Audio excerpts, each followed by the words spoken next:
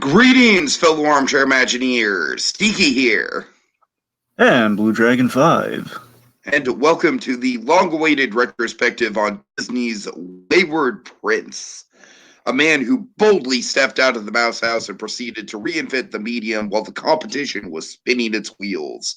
From genetically enhanced rats to secret princesses, from a group of friends to a family finding each other, things are going to the dogs. Mark your calendars because it's Bluth-Tember. Woo! And tonight, the wayward prince comes full circle and rips off the Disney princess formula with Anastasia. All right, so Dragon, I've got a confession to make. Yes? This is my first time watching this movie all the way through. Really?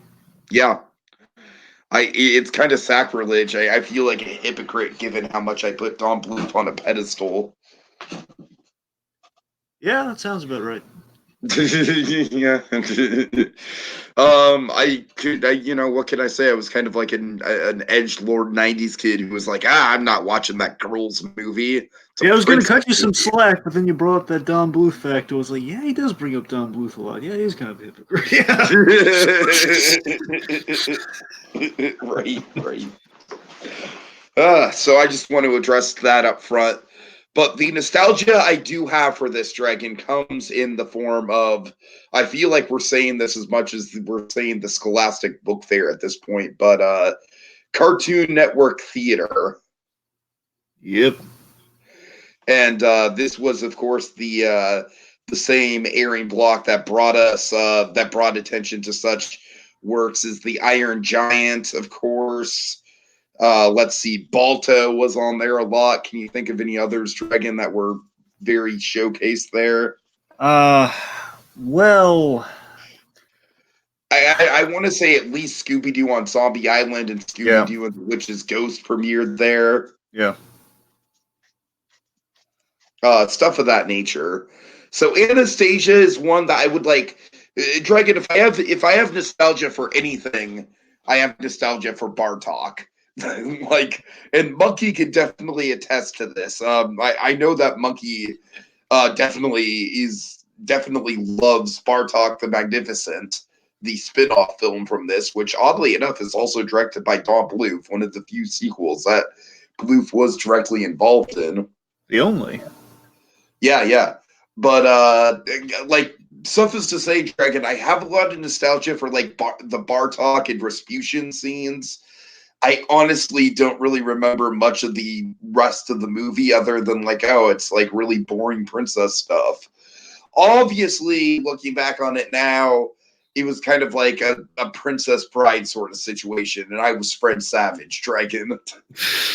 Except I never had the grandpa to read me the story. It's like, this movie's awesome. What can I say? It's I feel like this is definitely a big high note of Don Bluth's career after some, let's just say, some questionable choices that we kind of decided to gloss over here in the first season of Bluth-Tember first, because the first season, of course, is all about the classic Don Bluth films.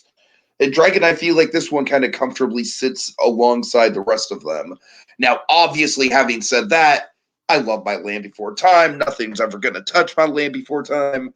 But, Dragon, I will say that this might be, objectively, I don't know, maybe the best one out of the five, man. It's honestly, on an objective level, it might be between this and Nim. No, not really. No, not in my opinion, no. You're not feeling this one? I like it. I just wouldn't go as far as to say this is the next Nib. Objectively, an argument could be made. I wouldn't go that far with it. I think this is a pretty solid damn movie, man. I mean, first of all, this is the only good musical that Don Bluth ever made. Don't get me wrong, All Dogs Go to Heaven is a good movie. I'm not saying it's not a good movie. It's not a great musical, though. I think you can agree to that. But, yeah, sure, but the musical's more of an afterthought on that one, but yeah. But I'm saying, as far as, an actual, this is a musical to compete with anything in the Disney Renaissance, and yet it still has all the trappings of Bluth. You know, you got the I mean, let's just go down the list here. You got all the dangerous and perilous action sequences. You got a terrifying villain. You got the reluctant sidekick to the villain. You got the kind of the father figure. You got the I guess the love interest is kind of unique to this movie. But I don't know, man. There's the way that this movie blends Bluth tropes with traditional Disney tropes. I really enjoyed that about this movie, looking at it from an adult point of view. And not to mention just the I mean, goddamn, let's just give it up for Angela Lansbury, man. Like her character just in general, like there's some really haunting emotional stuff throughout this movie.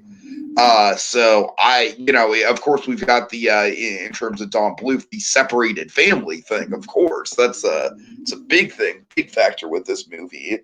So I don't know, man. Like I said, I think this movie definitely is a great combination of like Renaissance era Disney with all the trappings of like like great 80s era Don Bluth, and I kind of love it for that. I really think it's quite a quality film all around. All right. All right. My thesis would be: I think the film it's really solid. Yet I gotta tell you, just reflecting on it, just with the nostalgia of it all, marketing was very misleading. Did you get that too? I honestly don't even remember the marketing for this one. See, I think it's so funny when you mentioned, you kind of mentioned, you're really feeling the Bartok and the Rasputin stuff, and that was a big thing that you remember before revisiting the movie. The marketing was very much, it was very much like in the forefront was Rasputin and Bartok, and had some edgy not edgy. It had some cool comedy music at the end, like they're playing like kind of a more modern song compared to like kind of the Anastasia, like we kind of gild the lily with the majesty of Anastasia, the princess. Like the lost, essentially. I know it's not the lost, more of a duchess, but you know what I mean, like the lost princess, that whole thing. And of course, we end like and Bartok. It's like a last line of the trailer. That was the trailer. That was the marketing. It was very much like that. That's more of like I think they were really counting. I think they were really hedging their bets with the sell of the villain in this piece. So that was the big thing I took away from the Anastasia way back in the day when it was marketed. Like, oh god, they're really selling the crap out of this creepy villain. I mean, it's really cool looking. Don't get me wrong. And of course, this for me, if it wasn't Cartoon Network, I'm pretty sure it was the HBO years that I was exposed to this movie. I'm simpatico with you in the sense of I caught bits and pieces, and then I think a few years later, then I kind of caught it. I think I caught it all at once, at least at one point, and I've revisited since then. I haven't really gone back to this one a lot. I really haven't. But this is Don Bluth's stab at the Disney Renaissance. It really is. This is. This is very much, it's very trippy how the two studios have kind of inspired and kind of incited creative competition within each other. If you really think about it, Don Bluth's the one saying, "Hey guys, wake up! You can be doing better than this. Like do it better." And then they did it better, and they did it better. And we got Little Mermaid. And we got the whole slew that followed, and of course Don Bluth saying, "Oh man, now we gotta." And of course, after a few years of kind of getting kicked around, but hoisted by his own petard, it's like, you know what? I got to step up. Anastasia, take that, man. So it's very much, very much. If I were to summarize the movie, it's very much Russian My Fair Lady, and there's nothing wrong with that. I like that. I think it's bold how straight, how straight we're playing the thing before we get the spectacle of things. I think that's something really the movie really kind of impressed me with it. It's really a grounded story until we get to some of the more kind of cinematic parts. Let me put it this way: on the whole, this feels more like El Dorado than it does Sinbad. Yeah, I love me some El Dorado, and this very much feels like like an El Dorado. Where okay, it's a very straightforward premise. We have our kind of our con men in El Dorado. They're trying to basically trying to keep their basically it's kind of an old comedy premise essentially for a whole movie, and that's great. And Dragon, I don't know what it is, but like late '90s, specifically non-Disney animated movies, loved their con men with a heart of gold. And I tell you, it's It's kind of a proven formula. I love it, man. I do. I dig it again. It kind of goes back again to the old comedy duos. That's why it works so well with your con men. You gotta love the con men. Yeah. Con men, like go Tiki. It dates back to the Tramp, technically, if you really want to go that far back. With Sure. a down on his luck guy who's really clever and really charming, and you give him a pass. God. It's a time tested formula. I pointed this movie and for the most part, you have an El Dorado sort of things. Then you have kind of your spectacle, which is your Sinbad, and there's less Sinbad, but there's more Sinbad in the Seven Seas, not Sinbad the comedian for the folks out there. God. It's been a while. They may not know the kids today, the millennials. So we are millennials. Well, I mean, also kind of. Anyway. Okay, point being, I think I like this, but I don't love it as I hoped. I hoped I was going to re-experience this and I was going to be blown away by it because it's Anastasia. Just the prestige alone, you're going to be blown away by it. And I wasn't. And sounds like I had the experience that you wanted to have with it. That's interesting. That you did. You found the land's buried treasure, one could say. I guess so. Huh. But let me put it this way. There's one aspect that I think this movie's great with one aspect that drags it down, and we'll get to that when we get to it. I think one aspect held this movie back from my enjoyment, honestly. Okay. All right, so with that in mind, Dragon, let's get to the story. Or, I'm sorry, the background. My bad. Yes, we have to go to the past, Tiki. So after, again, some stuff that we skipped over and kind of, we've been going really chronological in the Don Bluth kind of film catalog, as it were. But of course, there's a bit of a gap, as you probably have noticed from. We'll talk about that gap a little later. We're kind of building a little bit of an air of suspense around that gap. Yeah, but here's what you need to know. The Don Bluth studio goes through some tumultuous times, and basically, they're kind of going from studio to studio for their projects. So you go to MGM. MGM, they work on a few films, and it kind of ends on Pebble and the Penguins. Whereas Pebble and the Penguin comes out, underperforms, and a big reason for that is that MGM, kind of like Spielberg with less class and less good ideas, less debatable. Like, all Spielberg's notes were debatably good ideas. Debatably. MGM, in the case of Pebble and the Penguin and many of the other films, not so much. So Pebble and Penguin underperformed, and Bluth's definitely feeling that one. Both critically and financially, it was a clunker. So then enters Fox Animation. So Fox Animation Studios, they basically make Don Bluth an offer, like, okay, guys, I know you're in Ireland, but move down to Phoenix. We'll put you under contract for a few movies, and it'll be great. And Don Bluth, he's not sure about it. But let me put it this way: he's not sure about it. Of course, it's a big move. You're going from Ireland all the way back to the States, which you're kind of going a long ways from. You got to remember, this is years and years later as the animation industry has flourished. So what really brings them back is kind of the cap system era, like the post Disney Renaissance of it all. Like if we go back to the States, we can really kind of dabble and we can train new people. We can upgrade the animation software. Kind of do basically like not computer animation necessarily, but basically. Well, not computer generated imagery, but more so. He also, what I mean, it's not semantical stuff because basically. I get what you're saying, like Aladdin, Rescuers Down Under type stuff. Yeah, I always feel strange because when we talk about the cap system, when you say CGI, you say computer generated. Of course, it is generated on computer. Therefore, even if it's in 2D, it's like a more three-dimensional 2D. You know what it is. Yeah, it's strange. And The Lion King 2019 is live action. We're living in a weird world, Dragon. So my point is, like in a post-Caps Disney era, we have this sort of technology in the animation industry. That's kind of what brought them back. So, okay, what if I kind of toyed? What if I played with what's in the stores now, so to speak? So let's see. So studio, essentially, kind of the quid pro quo of it all is okay. We're going to bring Bluth back, and we have kind of a suggestion for him. Let's essentially readapt the property that we have in our cinematic catalog of Fox films. They tossed them a bunch of ideas they thought might fit the Bluth style, and a few of these ideas were like The King and I and My Fair Lady, and of course My Fair Lady, as you can kind of tell by the end film, it kind of stuck to it to an extent. Didn't they also do an animated King and I? For life that sounds familiar. Well, I know what you're thinking of when you think King and I, but what am I thinking of? I mean, Family Guy did King and I. No, I'm not thinking of that. Right. Well, then no, I'm not 100% on that one. Then, no. Okay, I'm gonna have to Google this because I could have sworn there was an animated King and I. Hold Well, yeah, remember, on. Tiki, a lot of stories are adapting the crappy, and there is these the crappy educational movies, right? Not the. Sometimes you have like these Bible-made animated movies, and sometimes you have just kind of really basic-made animated movies that are like, hey, No, if but this you one. Okay, hold on. Sorry, this is a 1999 movie, and it was a Warner Brothers movie, so it was the same studio as Quest for Camelot. Okay, there we go. there we go. All right, sorry. All right.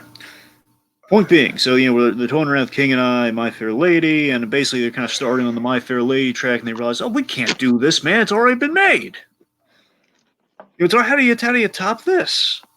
So they kind of land on Anastasia. I believe someone brings Anastasia to the table, and of course Anastasia, I believe, is also within the Fox catalog. There've been a few adaptations, been a movie, there's been some plays, and of course, famously Anastasia, based on the rumor of the surviving daughter of the Romanov massacre. Basically, the changing of. I don't want to bore the folks with a history lesson here, but essentially, Russian monarchy overthrown. Not a pretty picture. A lot of death, a lot of snow. Most importantly. Well, not most importantly, but it makes it visually dazzling. Anyway, so again, point being, awfully dark subject matter. Of course, it definitely kind of coats like, what kind of film are you done? You've lost your mind. You just sit back and watch me, boys.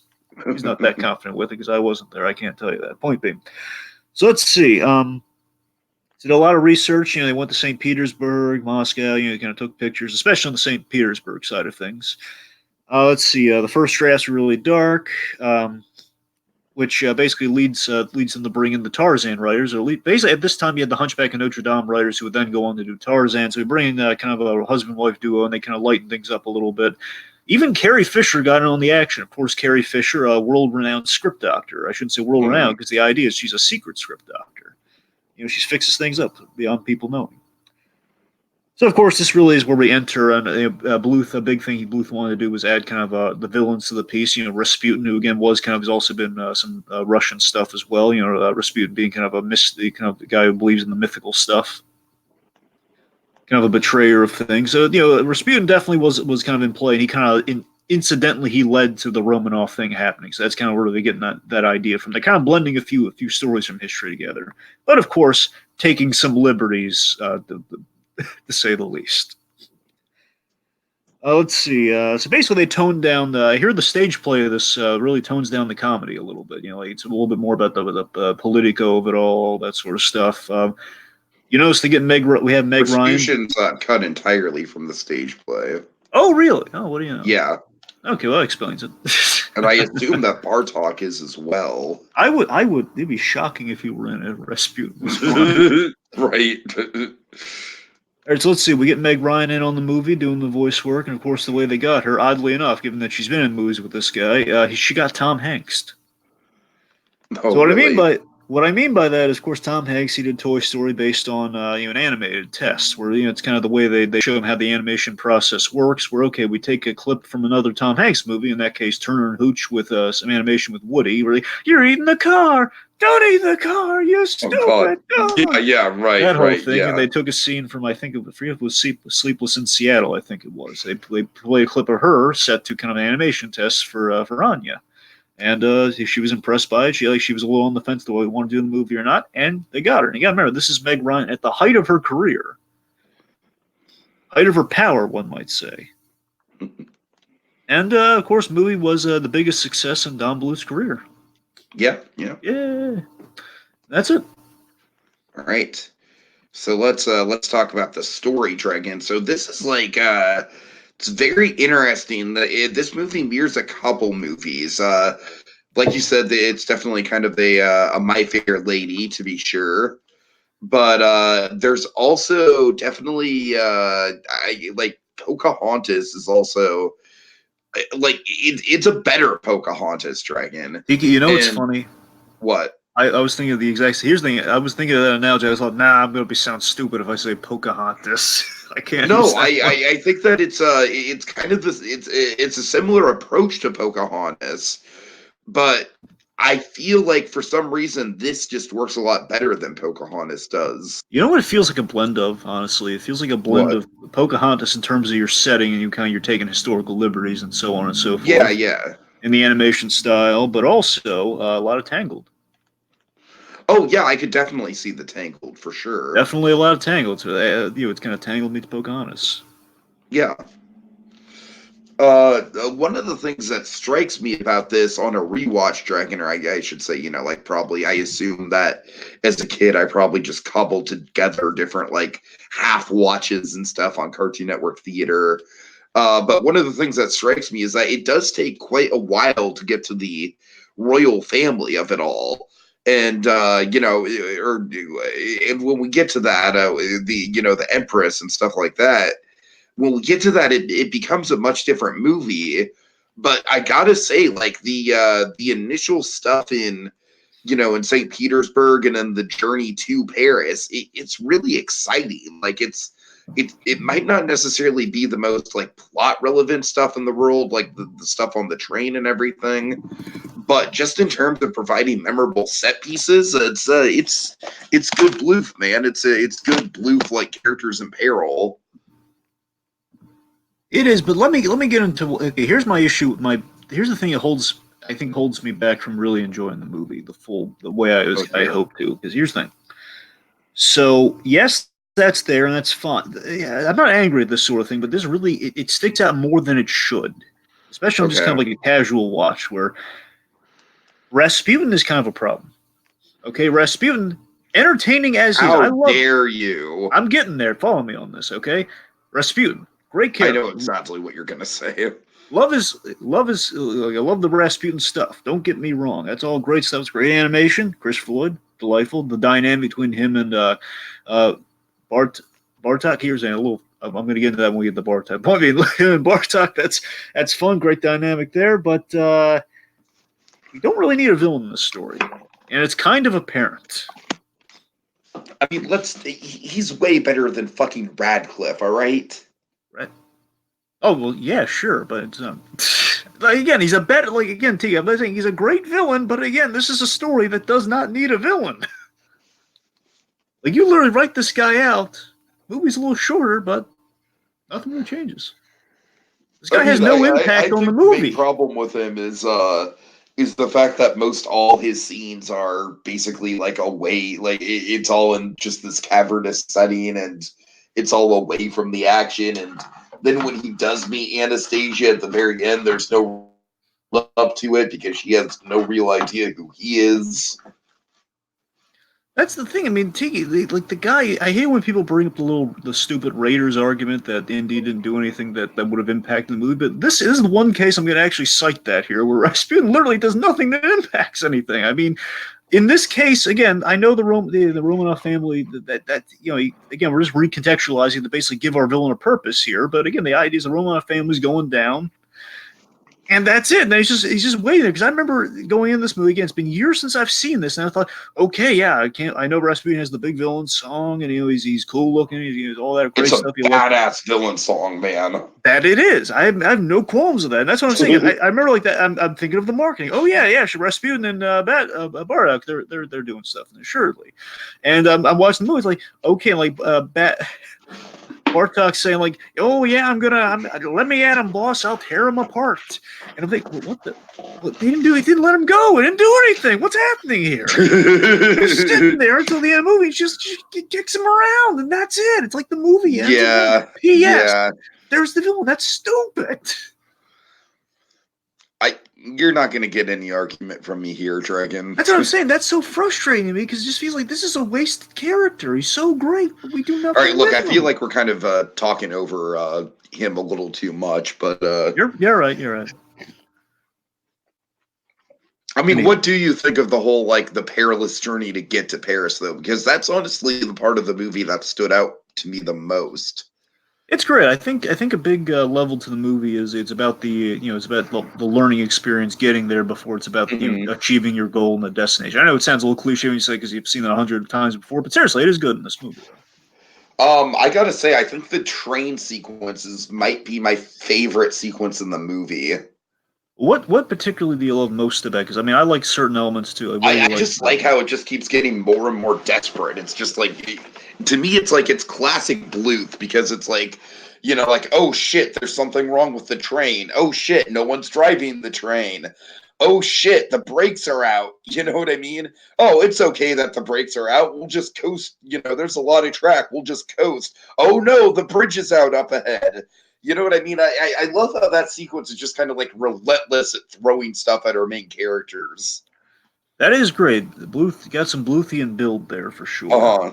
I mean, what I really liked about it, honestly, it's a little more subtle than that. I love that we kind of kicked everything off. I love love the fact that their how their con broke down, where they had the passports in the wrong ink, they updated the That's ink. fun. That's fun. Yeah. A little detail there, and that's what starts this whole chain reaction of things going wrong.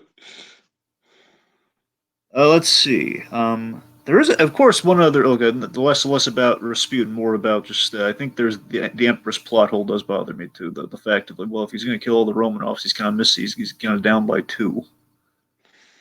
Yeah, that's. I mean, the only logic I can find is, well, I mean, she's getting up there, and I mean, he's just really again, if he's so, I don't know, just I guess the past, she's elderly and she's passing it on, I guess, being the operative idea. I mean, I guess, but it's like, really, you waited that long? You're going to wait that long? You want to kill the girl today? I mean, I don't know. Uh, but yeah, seriously, I mean, we have the Anastasia story again. We have to remember, Tiki, we're doing Bluth is playing with fire here, man. It's the uphill battle of the ultimate and of doing an amnesia plot. However, it's the ultimate amnesia plot, though. It's the Anastasia, the famed amnesia case that defines all amnesia cases, though. So it's you kind of give him a pass automatically with that. Where I mean, but seriously, I think he gets. How do you feel about the? You are the harshest critic of any amnesia plot I've ever seen. So how do you feel about the amnesia plot? Honestly, I like it because to me it barely even feels like an amnesia plot because it's realistic that, Right? like, she was like 8 when it happened and she spent her entire life in the orphanage. That's all she knows. It's to me it barely even feels like amnesia unless it feels like what it is, which is suppressed trauma. You know Sure. what I mean? Yeah, but let me ask you this though. I mean, the way it like the way it plays though. I mean, the way it initiates, like her hitting her head, because I mean, again, technically amnesia case, at least the way we've been taught for for decades now on television, at least for like the layman's perspective, bonk on the head, amnesia. Head trauma usually leads to amnesia being the more accurate version of that. So I mean, do you think the hit that she got in there would really cause that memory loss, or do you think like I'm talking about? I think like legit amnesia loss via head wound. I'm thinking like Kubo, man, like Kubo's mom. Like I that to mean, me, like that I I said, buy that. I attribute the memory loss more towards the actual trauma associated with the event, less the injury itself. You know what Which I is the mean? better way of looking at it too. I'll give you that. I guess what I'm getting at is, do you think do you like the way it is now, or would you think it might have been plus if it were like we actually made them like all the magic and all the cursed stuff that came out of that little vial actually like, go into her head or something, and maybe that gave her the amnesia. Do you think that would have played better? You think we're good No, as I don't think that would have played better. I like how realistic it is. okay? All right. Let's see, but let's see. So again, I think overall, I mean, speaking of like the amnesia a little bit there, I think overall the story is about reflection and identity, and like why do we do things? Like why is she doing kind of these innate things? Why is she seeking out Paris? Why are we doing these things? And why kind of Dimitri has a mirror held up to him? And it's kind of it's like a pursuit of closure and like who am I? Why do I do these things? And do I need these things? We're kind of asking the fundamental questions via the amnesia plot, and I think that's kind of what saves it for being your typical like bonk on the head Fred Flintstone episode, Yeah, yeah.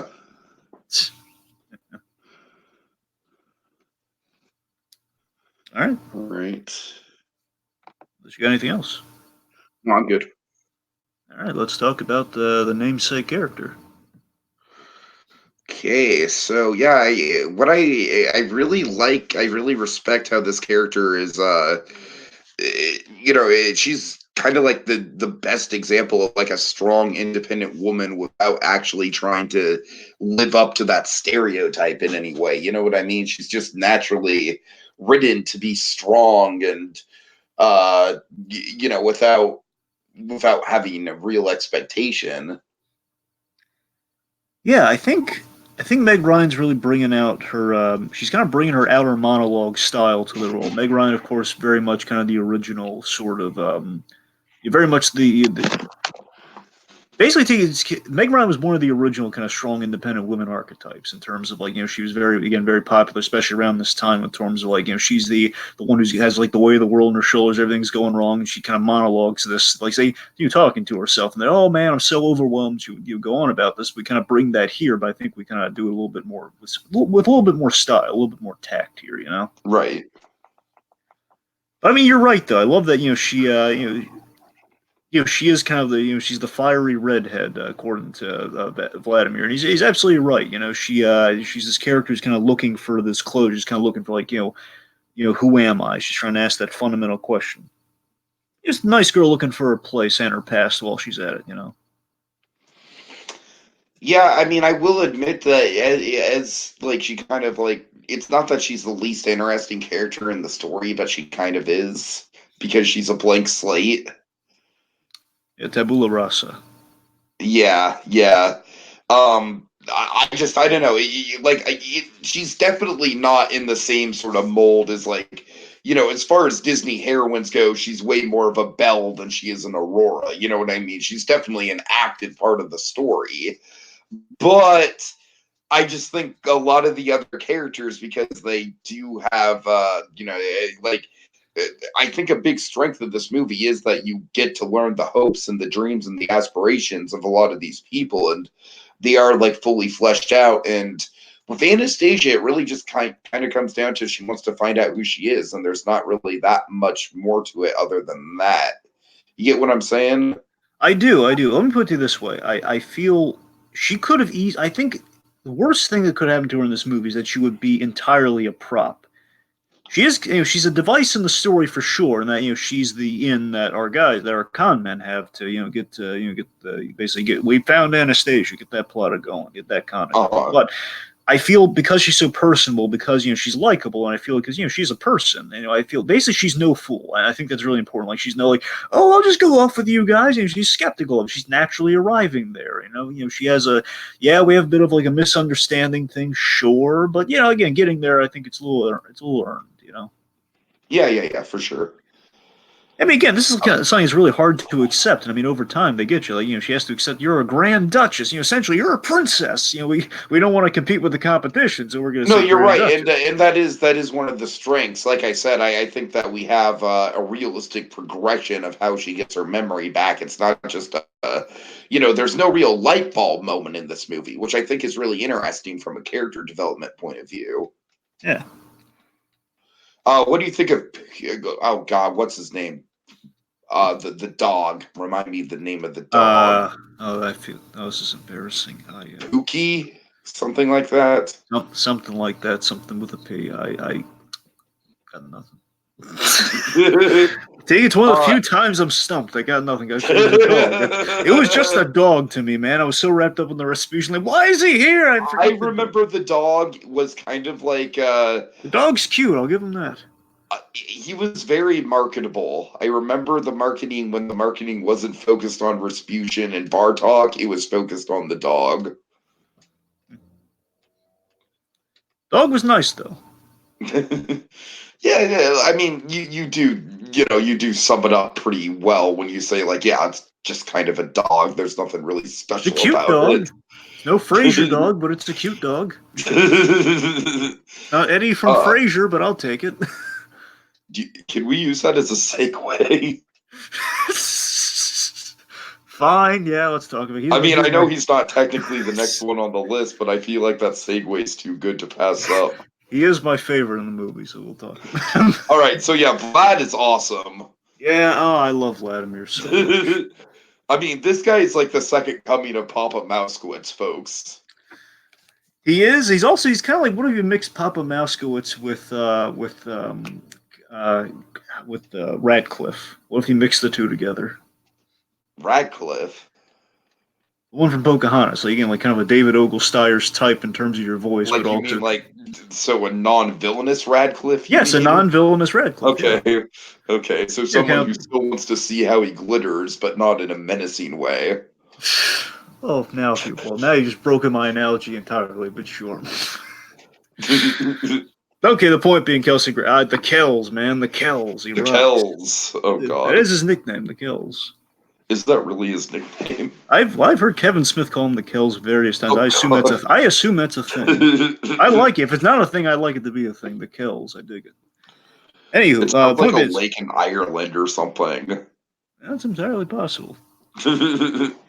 Ken Kelsey with name anyway. Point being, I adore Kelsey Grammer, of course, big Frasier fan. I've loved him for many years. Of course, he's done great voice work. Many people, of course, you have Sideshow Bob. Yeah. Of course, you have the Prospector for Toy Story 2. Again, number of great roles for the great Kelsey Grammer. And anyway, so you're absolutely right, Dave. The Vladimir, he brings a warmth and a charm, and I love the idea he was like a nobleman for the Romanov family. And I actually watching a little behind the scenes thing on Anastasia, and Kelsey Grammer said this thing and really stuck with me. He's kind of bridging old Russia and new Russia within the change of monarchy and all that sort of stuff. Because you had about 10 years passed since that opening. So it's very much, he was a member of the old guard and he kind of transferred to the new guard. And he just wants to be he's not so much a con man as a guy. He assists the con man. He just kind of wants to, he would like to get to his position as, again, not in a sense of like greed, but out of a sense of honor. Like I used to be this. I want to be this again.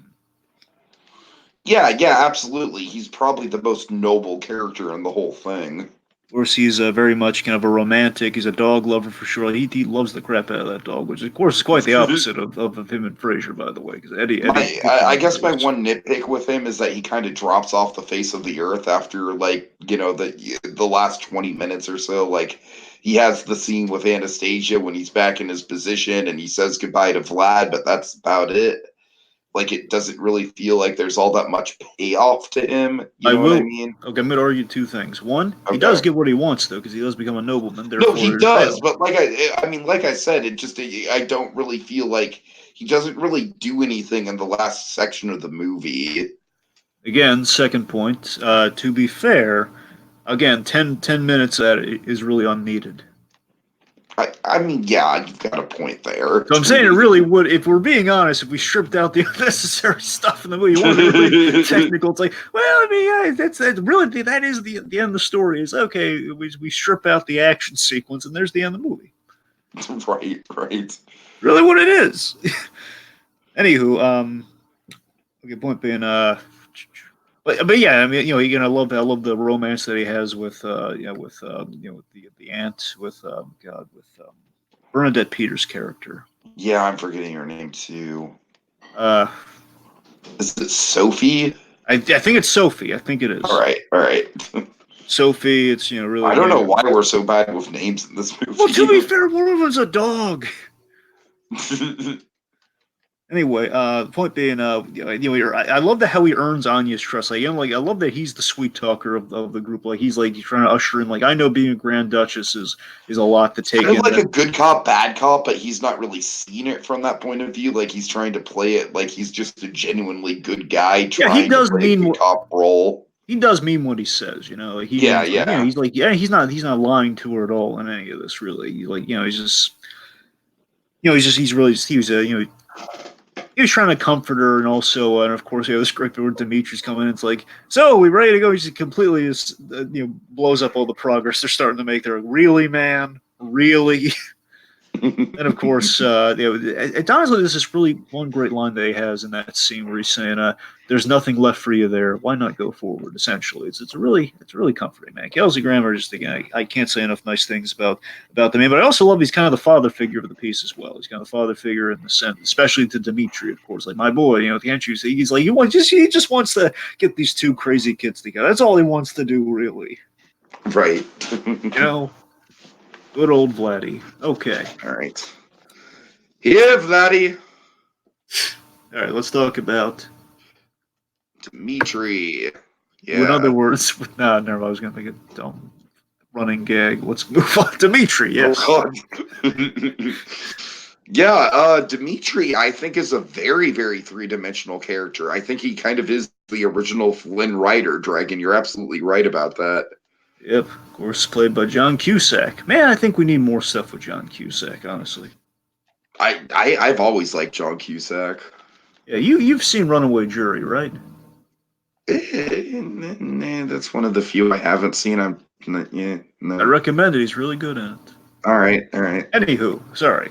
Point being, John Cusack's in the movie, but more importantly, Dimitri, yes, is very young. Sorry, he's a really young sounding John Cusack. That's why I feel the need to mention that because he sounds almost not like John Cusack. And his design, it almost kind of reminds me of like a Christian Bale and Pocahontas. I know, right? I have yes. Yeah, it's been so long. I was wondering. At first, I was thinking, okay, wait, is that? No, I had to look him up, Dragon. I did. So here's the thing: I was watching. Because it's been forever. I completely forgot. I was wondering. So is that Christian Bale? Like, no, he was in Pocahontas. Wait a minute, is that Ethan Hawke? No, it can't be Ethan Hawke. Ethan Hawke. God. You don't know. He's got range. He did Gattaca. Anyway. But anyway, so Gattaca aside. But yeah, basically, this is another Don Bluth trope here. This is the con man growing a conscience, or the con man grows a conscience. Yeah. Oh yeah. Which again, I will admit, I think is done a little bit. It's another solid approach at that arc here. We kind of saw a version of that. No, admit it. It's better than all dogs. Okay, it's okay. I'll put this. Admit it. I'm not saying the movie itself is better than all dogs. I think it's better than all dogs, but okay, I will admit it's objectively it's better, but I still like the other one better. Okay, I'll admit that much. All right, fair enough. Anyway, all right, let's see. So no, seriously, so it's it's a solid arc in the sense of he. I love that he is kind of the key to, he kind of unlocks, he's the key in restoring Anastasia's memory, and that he literally has the key within the music box of everything, though, so it's like literalized as well as well symbolically, he kind of unlocks memories because he was I love that we reveal he was the kid in the flashback too. Yeah, I mean we get a lot of good stuff with him. We got we have a lot of great backstory with him, like you said, the flashback thing. Of course, the fact that he he does have a very, very natural character arc through starting as just an opportunistic con man and evolving into not taking the money at all. I mean, that is say what you will about it being an overused trope, and it is a trope, but I don't know, it's a good trope. Yeah, I mean, let me put it this way: when we get to the the other half of that big scene, I'll break that down a little bit there. But it is nice. It is refreshing. For some reason, I don't know. There was something built up, and there was more of a payoff intrinsically in the story. With what I think it is. I think it's the Lansbury factor. Yeah, it's kind of it. Yeah, that's I'll get on her side. We'll get there. Yeah. But, it was funny though when I was watching that scene. Just had this ridiculous little kind of callback. It was echoing in my mind when he refused the money. Oh God! I think you're thinking of it too. It's from Hey Arnold. No, Susie, you keep the money. Oh God! Okay, yeah, right. From Hey Arnold, Oscar Kakashi. Remember, he's like, "No, you keep the money." Sorry. I can't say I was thinking of that, Dragon, but nice pull all the same. Well, I think Kakashka's. I think he's Russian, so it all fits. Right. All right. Anyway, so let's see. So of course, he befriends and develops feelings. Fievel's family is also Russian. It all ties together. Right. So importantly, Dimitri's clever in a pinch, which makes him a good con man. So that's kind of nice there. And of course, he's he kind of soft. We see him soften up gradually. Let me put it this way: do you buy the relationship in the travel time that they have together? Yeah, I do. I mean, I feel like when you break it down, when you actually break down the distance that they travel, a lot of it is kind of montagey. So I feel like a considerable amount of time passes. Yep. All right. So speaking, so we spoke of one half of this scene. I'm sorry, we've been kind of Monkey's been kind of coming fast and loose, but Monkey says, now imagine Oscar in place of Dimitri. Not quite as romantic, but then again, Anastasia, I need to get you to see the. We need to get that you are a real princess so I can get my money, Anastasia. If they ever did a live action remake of Hey Arnold, if they ever did, Oh, we would need Tommy Wiseau to play Oscar. Oh my god. We do. We do. Oh, Jesus Christ. I mean, just Anya! look-wise, I can't see it, but voice-wise, absolutely. Well, we'll just draw on a fake beard, like he drew Oh, on the fake God. mustache for the Oh, Tommy Wiseau can grow a beard. I'd like to see what Tommy Wiseau looks like with a beard. Are you sure he can grow a beard? Yeah, I mean, it'd be revenge for the whole babyface thing. Oh my god, you're right. Yes. Anywho, sorry. Let's get back on point here again. Enough of this why so. Let's talk about some royalty, man. Let's talk about the Grand Empress herself. Let's talk about the Lansbury. So Angela Lansbury, I mean, it's like she's one of those voice actresses where it's like it's obviously her. You know, it's like you've heard her voice before, but man, she just adds such an air of like class and elegance to her. Like you really buy her as royalty. You know what I mean? But also, I love that it's not just like you can do royalty in many ways. Like especially, usually it's like one of two ways. Usually, have like kind of the refined, like the personal royal, which is the best royal to have, in my opinion. Or do you have like the big stuffy, like all procedural royal, like you come into my court, off with a hand, that sort of thing. But here we have just the very straightforward, just like she's a person, she's a grandmother before she was a royal. Essentially, basically, she kind of absorbed again. There's a lot of tragedy to her as well. Like that's one of the things that really stuck out is that this woman is just like super world weary when you first meet her later on in the story. So this gets us to what I was getting at with Dimitri. Here's what I want to talk about with her especially. So I think it was such a smart move in the story that she has history with Dimitri. Like she got word back. She knows that Dimitri's the guy who started the whole fake Anastasia thing. I love that's a sticking point. So basically, and the Empress gets to meet the author of her personal pain throughout the whole movie. The whole movie, the guy who's been she's been beaten down with hope of like maybe I found her, and all this started because of this guy. It's an ingenious idea. Yeah, for sure. Of course, leads to the irony of the situation where they actually have the right Anastasia. Yet, it's a no-go. But yeah, she's the last survivor of the Romanov family until she meets Anastasia. This poor woman, yeah. Then I love how when she does meet Anastasia, you see like the joy get brought back into her life in a very organic way. You know what I mean? Yeah. There's a lot of heartwarming stuff with her. Of course, one of the great moments would be the Empress kind of giving Anastasia the big moment of change opportunity, the big opportunity for change moment, where like you know who you are, you have what you've always wanted, you have your family, you know where your place is. Do you want this though? Like, have you? Yeah, it's kind of the bigger question, I guess, of the story is like with any amnesia story done right, the big question is you have like one character with two lives essentially. You have like the original life and you have like the rediscovered life, and it's like with the rediscovered life.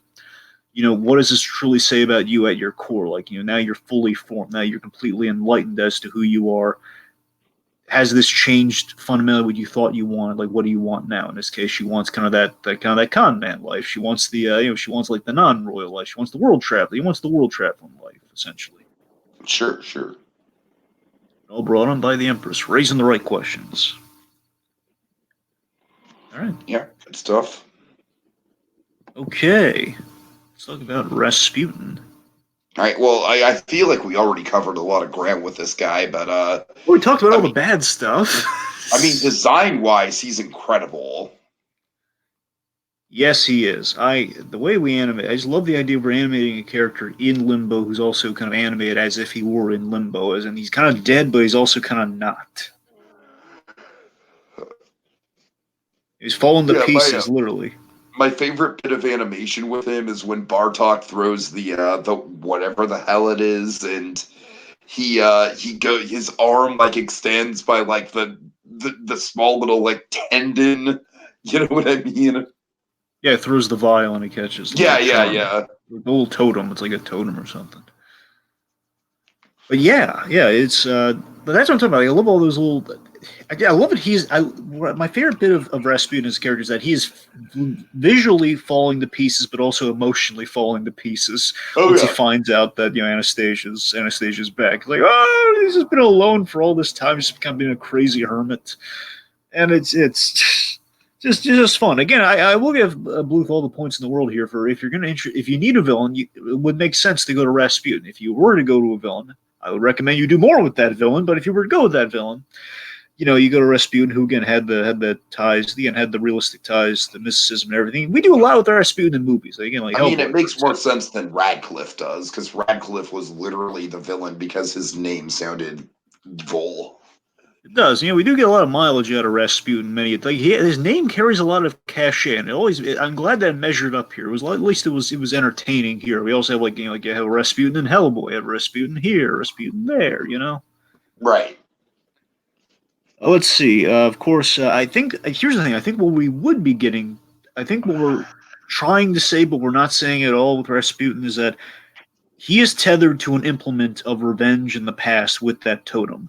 One could argue that there could be a parallel drawn between Anastasia, who again is clinging to her past, only to learn by the end she didn't need her past the whole time. It was about getting there. Don't quite say that though, so maybe I'm just kind of talking out of left field here. Who knows? Entirely possible. Christopher Lloyd just does a fantastic job. That he does, and again, I think this is like his secret audition for the hacker on Cyber Chase. I do feel that because he's just playing like just kind of your bigger than life character, who's just kind of also kind of spiraling. If that's the case, then his role in the DuckTales movie was his audition for this. Entirely, that sounds about right. But yeah, Chris really did an excellent job as Rasputin. So let's talk about his partner in crime. Yeah, Bartok, I do think is probably just hands down the most memorable thing about this movie. I have to mention this because I rarely ever get the opportunity to talk about Bartok. Every time I hear Bartok, every time I try to say his name, I can't for the life of me. I keep thinking of a different name, a name that sounds so similar to Bartok, it's ridiculous. Bardock. As in Bardock, the father of Goku from Dragon Ball Z. Oh, God. Every time I hear that name, I keep for a millisecond, I think, why is he saying it wrong? But no, it's Bartok. Well, yes, of course, you have Hank Azaria playing Bartok here, and he's kind of like he's kind of like he's like Canadian meets Fargo. He's kind of a Canadian Fargo-like henchman to Rasputin here. Yeah, it's definitely a unique delivery to be sure, but it's very memorable. Yeah, it's just the banter between these two is why I can't hate the Rasputin stuff. I can just say, why can't this all be in the Bartok movie? Tell me that much. I just really love how he's trying to calm down Rasputin, but at the same time he's like, oh, geez, wow, you're really angry there. What I'm saying is, it's just great. I love that Rasputin. Again, we're not playing it. That's the thing. You get Bluth over all these movies. Again, with all these you have the reluctant henchman. You have the villain, and there's really these are all been very and all of them dynamics. except for Land Before Time. That's been a running trope for sure. Fair point, but yeah, that's the thing. With those, it's always been it's not like your average thing. It's like we kind of jazz it up a little bit. Of course, we have kind of more of a payoff in Nim. It's definitely kind of visually, it's visually a lot more fun in All Dogs. Like Carface and Charles Nelson Riley looking dog. It's a lot of fun. Also, I feel like they took a cue from the best villain sidekick of all time, which is Iago. True. Yeah, there's a lot of Iago in there. Yeah. Yeah. I don't know. What can you say? He's quotable. He's got a very memorable cadence and delivery to him, along with a memorable design. But again, I gotta say it. He does nothing. He's fun. But again, I don't think it matters as much that he does nothing as that Rasputin does nothing. However, we end the movie on him. Oh, that's out of left field. That I will complain about for sure. That's what I'm saying. Look, he's fun as all get out. Don't get me wrong. And again, I get why he gets a spin-off, like a sequel. I get that. But again, he does nothing, though. Anyway. All right, so let's talk Bluth. Tiki, I'm up for a game. What about you?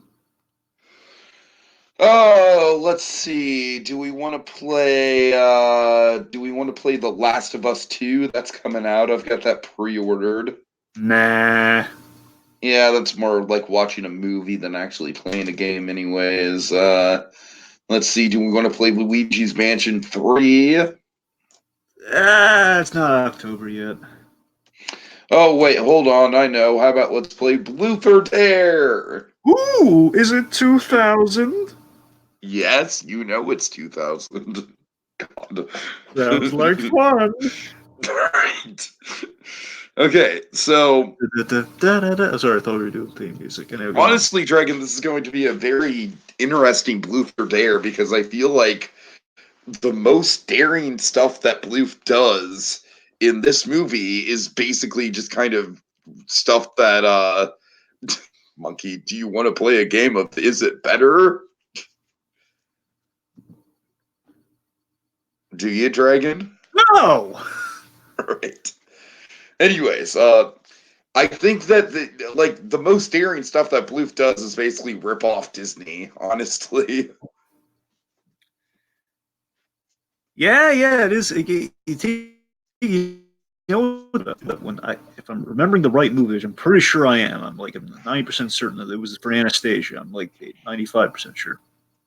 When they were testing this movie, when they were testing Anastasia, they actually put in theaters and they put the Disney logo in front of it just to see how people would react. So basically when the movie starts, you have the Disney logo implying you were watching a Disney movie instead of. And again, of course, they took it out for the theatrical. Of course, otherwise there'd be a lawsuit like the ages had never seen before. Can you imagine if someone had the balls to do something like that? It's just like what if Escape from Tomorrow did that? Oh just god, had like the new castle logo. that's like a god. That's a lawsuit so powerful that Gregory Peck could see that one. Come on, anyway. But yes, it's definitely going to Bluth and taking just kind of reinventing not reinventing, basically just taking the Renaissance and throwing it in their faces a little bit here and there. Yeah. Got a little sidekick and a little dog. We have the friendly kind of father figure-esque character. Yeah, we're checking all the boxes. What are you gonna do about it? I Want song. Yep. The memorable Disney villain. Yeah, villain song. Of course. Yep. Let's see. So I think as we speaking of the villain song, music's very solid in the movie. Yes, very very solid. Absolutely, that's one of the things that absolutely stands out in this movie. Of course, it's to name off a few of the big ones. Of course, In the Dark of the Night with the villain song, which again, the great things, two things about In the Dark of the Night. One, of course, I'm sure is Monkey, and so definitely a lot of the music aficionados probably know. Jim Cummings actually did a sound-alike performance for Christopher Lloyd singing. He's done sound-alikes for villain songs before. Mm-hmm. But seriously, that's a pretty good job. I gotta tell you, because I'm so used to Jim Cummings, I think he can snuff it out pretty easily. But still, it's pretty impressive, though, especially for the time. Right. Of course, I think I love them. Of course, for me, I really dig the My Fair Lady stuff with the context of the movie. So I think one of my favorites is probably If I Can Learn to Do It, learn to do it. That whole thing. That's fun. Yeah. I do think it's a damn good I Want song as well. Well, I wouldn't really call that one the I Want. I think the I Want song would. No, I'm not. I'm not saying. I'm saying the actual I Want song is the good I Want song. I think that's like the Once Upon December thing, right? That'd be the I Want song. Yeah, that, and then also the other one that she sings. I forget the name of it. The one that she sings before. Right, like the one in the ballroom. No. Well, I think I know. You mean the one where she takes the fork in the road? That whole thing. Yeah. That one. Right. Yeah. I know. Yeah. Okay, I got you. That is a good one. So of course, I love the intensity of the separation in the Flash. We already mentioned that earlier. I mean, that's really good too. Just the sheer intensity of what leads up to that. Because again, we're not saying it for the kiddies out there, but the family, they don't appear in the rest of that movie. And this is based off the Romanoff execution. Is an execute by firing squad, and God knows you don't want to know what happens after that. But point being, there's that it's still a traumatic separation. Like they're breaking down the house, they're tearing down the statues. Again, they're really kind of covering like, oh man, when power shifts in Moscow, look out, look out. And of course, just all that stuff. Of course, like the continuing flashback device. So look, you mentioned. So let's talk about the few things that Rasputin actually does in the movie, which are actually two really neat sequences. Okay. Of course, we mentioned the train already, so I think we can cover that. But the boat plan, the boat, basically the sleepwalking thing. Yeah, that was really well done, and of course, it's a Don Bluth nightmare sequence, and those are always good. Yeah. Let's see. Of course, we already mentioned the limbo stuff for Rasputin is a really great idea with the animation. So, like, you guys constantly falling to pieces. Literally, I think the creepiest thing is when he falls inside his own body, and we see the rib cage. Like, oh god, it's creepy. Right. Let's see. Oh, this was I want to say of all time, but I don't know. At the very least, for Bluth, this is the first CinemaScope movie that he did. Okay. Yeah, for animation, it's a pretty big deal. Yeah, yeah.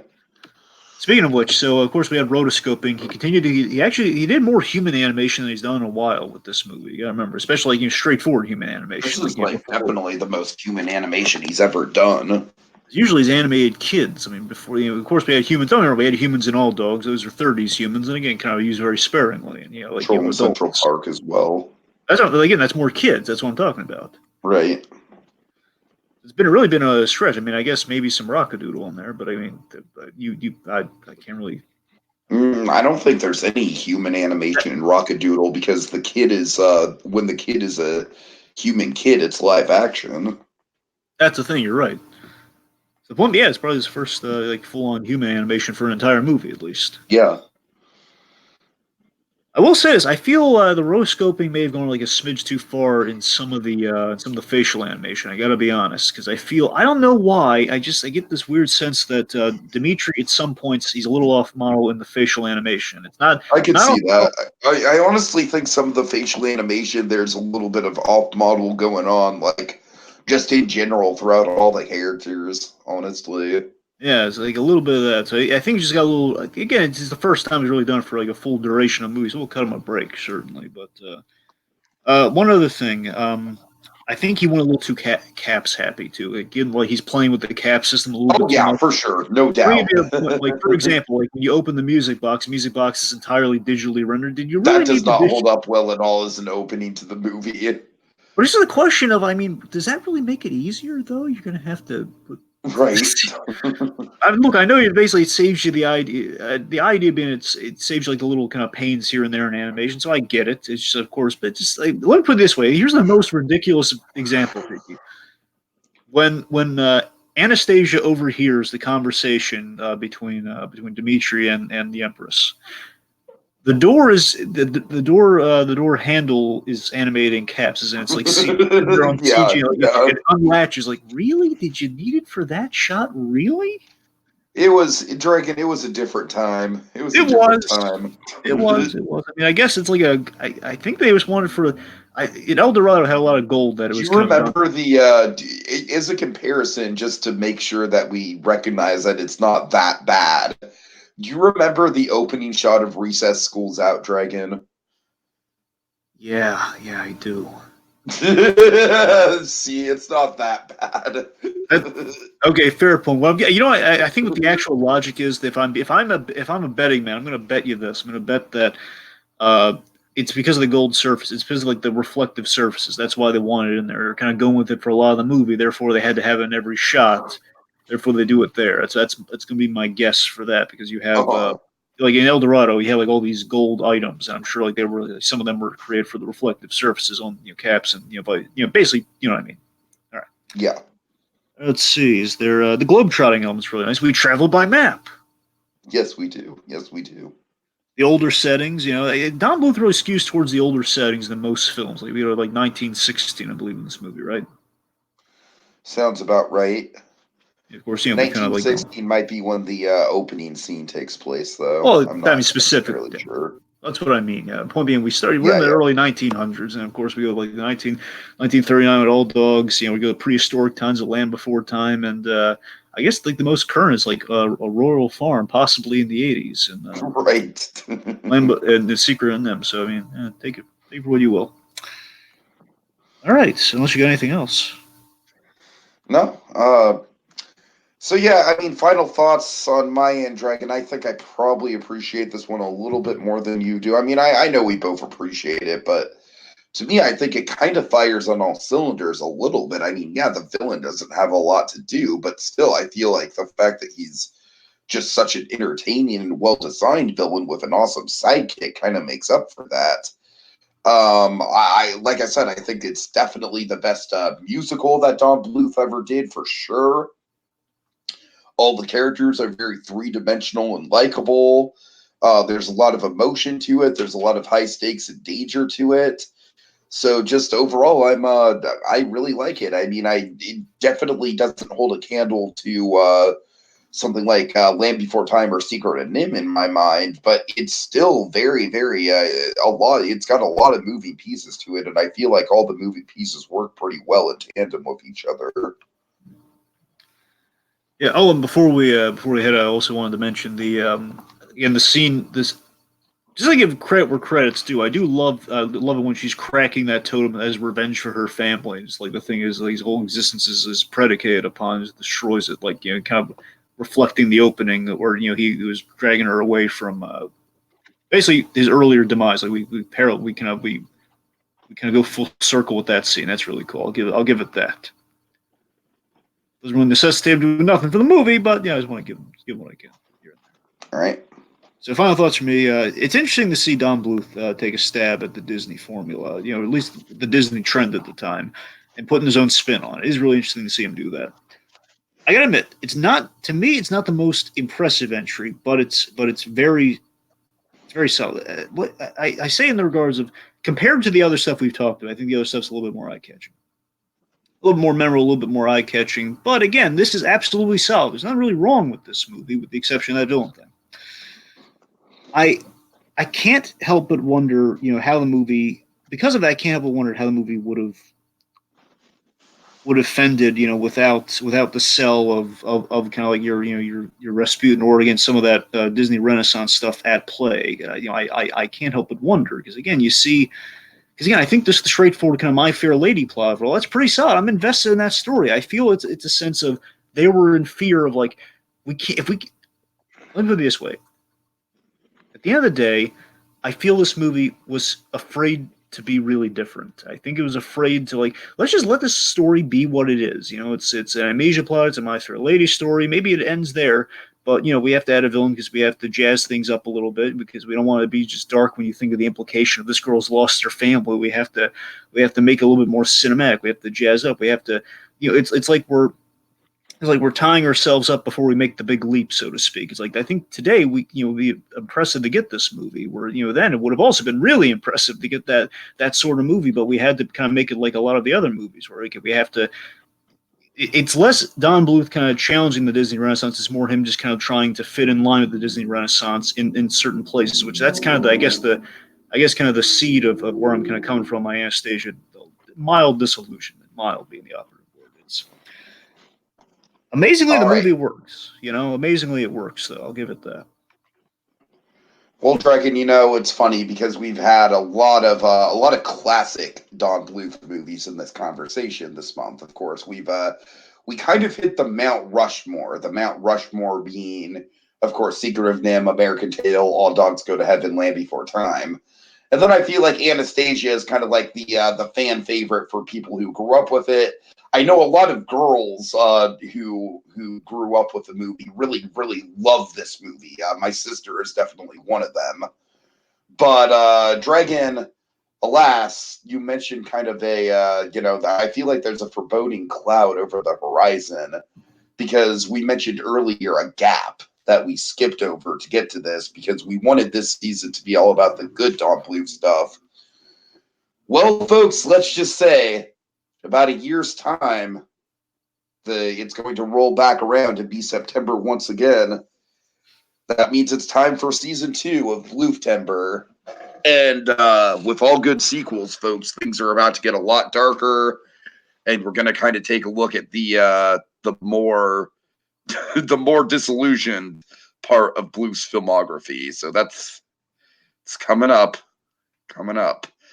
All right, folks, we've conquered the darkness and come out with a happy ending on the other side. That's all for now. Until the next installment of Bluth-Tember. Oh god, not the troll!